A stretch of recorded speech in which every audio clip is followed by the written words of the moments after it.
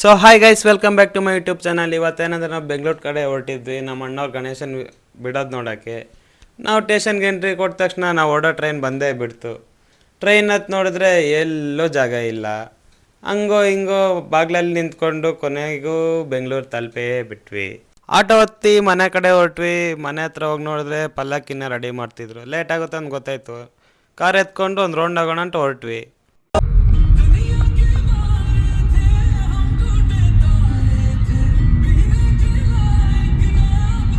Ride ಮುಗಿಸ್ಕೊಂಡು ಅಷ್ಟರಲ್ಲಿ ಗಣೇಶನ್ನ ರೆಡಿ ಮಾಡಿ ಪಲ್ಲಕ್ಕಿ ಮೇಲೆ ಕೂರಿಸಿದ್ರು. ಗಣೇಶ ಮಾತ್ರ ಸಕ್ಕತ್ತಾಗಿ ಕಾಣ್ತಿತ್ತು.